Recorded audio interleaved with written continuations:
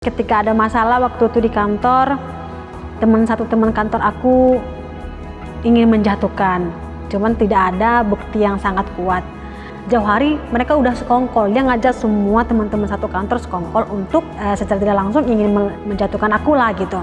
Emosi, rasa-rasa pengen ini orang kayaknya aku tubuh aja deh gitu. Ini maunya apa nih? Kita di sini sama-sama cari makan gitu ya kan? Kita di sini sama-sama cari makan, gak usah saling menjatuhkan satu sama yang lain.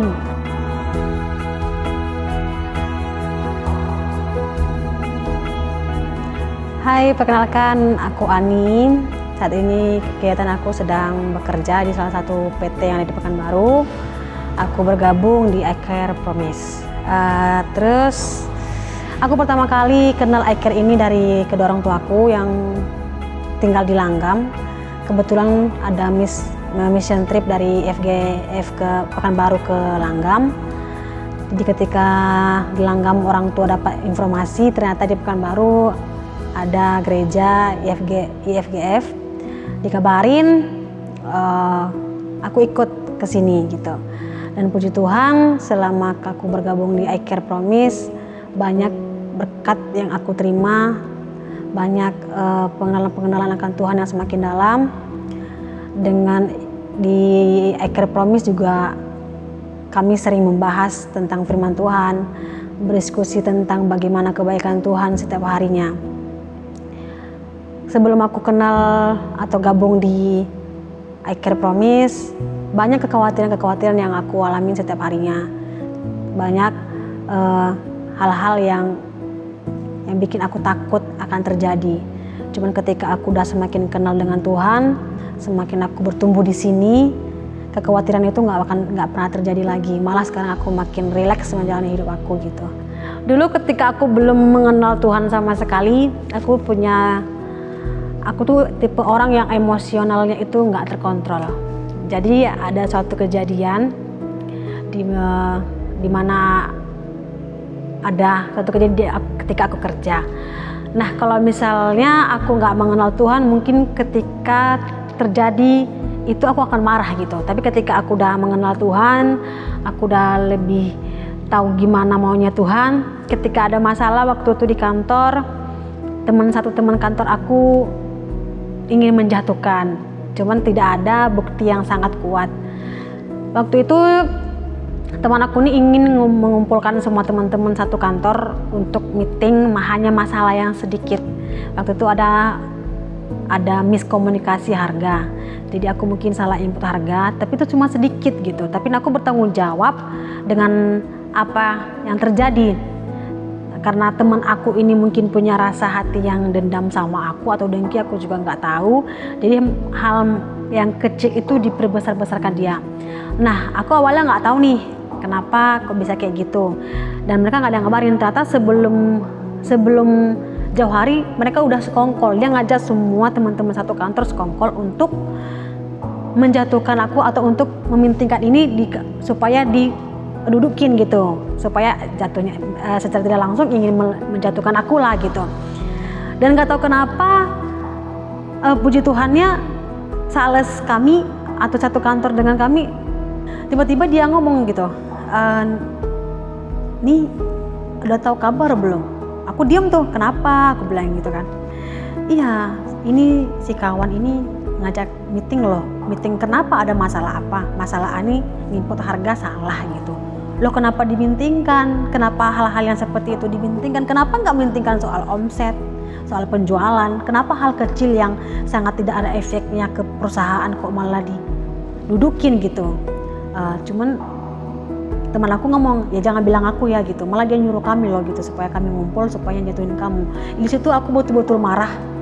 Kalau misalnya sebenarnya aku nggak kenal, kalau aku seperti Ani yang dulu mungkin yang nggak mengenal Tuhan, mungkin aku udah marah, aku mungkin udah mukul dia nih gitu.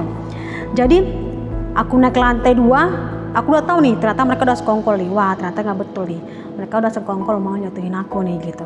Ya udah tuh, aku duduk santai, aku tengokin dia sampai dia salting gitu. Emosi, rasa-rasa pengen ini orang kayaknya aku tubuh aja deh gitu. Ini maunya apa nih? Kita di sini sama-sama cari makan gitu ya kan? Kita di sini sama-sama cari makan, gak usah saling menjatuhkan satu sama yang lain. Dah aku tahan emosi aku, dalam hati aku ngomong lagi. udah sabar, pulang dulu ke rumah, bawa tenang. Dan karena aku nggak tenang, aku sampai nggak makan karena mikir itu, rasa pengen ini orang aku hajar aja deh, maunya apa gitu. Aku pulang ke kos, aku bawa santai, terus aku tiba-tiba aja hati aku tuh gerak, coba deh doa sama Tuhan gitu, biar Tuhan ngasih arahan. Udah aku berdoa sama Tuhan di situ. Aku bilang sama Tuhan, kalau emang rezeki gue di situ lagi ya udah nggak apa-apa. Tapi kalau memang Tuhan masih mengizinkan aku kerja di situ, aku percaya pasti Engkau akan mencampur tangan di masalah yang sedang terjadi gitu. Setelah aku berdoa, aku ngerasa aku relax, aku malah nggak marah lagi gitu. Terus aku nggak lama setelah itu, tiba-tiba aku ngerasa kayaknya aku harus nge-WA dia aja deh, supaya dia juga tahu kalau misalnya aku kesel sama dia gitu kan. Ada aku WA tuh, aku bilangin ke dia kenapa bisa kayak gini, kenapa bisa terjadi seperti ini gitu. Dan puji Tuhannya, besok paginya aku malah balik ke kantor, aku malah senyum sama dia. Aku balas dengan kebaikan aja gitu.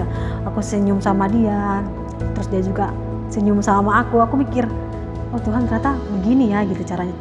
Ternyata menyelesaikan masalah itu nggak perlu harus marah, nggak perlu harus pakai otot gitu.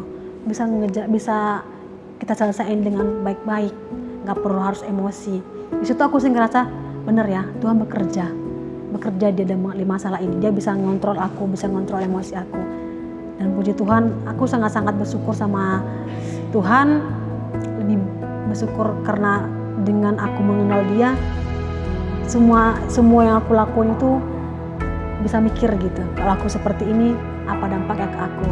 Kalau seperti ini, Tuhan marah nggak ya? Lebih ingin hidup. Aku kayak gini harus ikut maunya Tuhan. Aku seperti ini, aku harus ikutin mau Tuhan.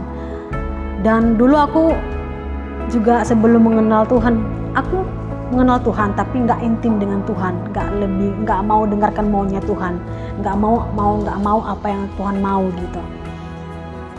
Aku hidup di mana banyak teman-teman aku yang toksik, banyak teman-teman aku yang pergaulannya bebas. Aku udah hidup dalam situ gitu. Dan Tuhan itu sebenarnya udah berapa kali ngasih peringatan. Aku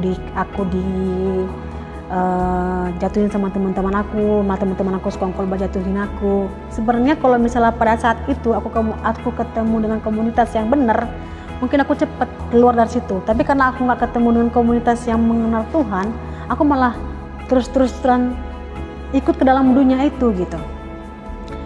Jadi ketika aku udah ngerasa sekarang aku udah ngerasa capek dan aku udah mengenal Tuhan, itu aku tinggalin semua yang udah terjadi dalam hidup aku, dimana aku udah ngerasa kayak udah deh Tuhan, kayaknya udah saatnya aku harus balik ke Tuhan lagi. Ketika aku udah dekat dengan Tuhan, aku sering berdoa dengan Tuhan, aku sering ibadah, malah teman-teman aku malah ngecemeh aku, malah ngerasa kayak ngapain sini ibadah, ngapain sini gereja. Tapi aku diam aja, nggak mikirin. Aku hanya mikir Tuhan, terserah Tuhan deh. Aku sekarang seperti ini, mau gimana orang mau cemeh aku, mau gimana teman-teman aku ngejauhin aku karena aku udah nggak seperti dulu lagi, bagi aku nggak masalah. Aku percaya Engkau nggak akan pernah ninggalin aku. Dunia bisa meninggalkan aku, tapi Engkau tidak akan pernah meninggalkan aku.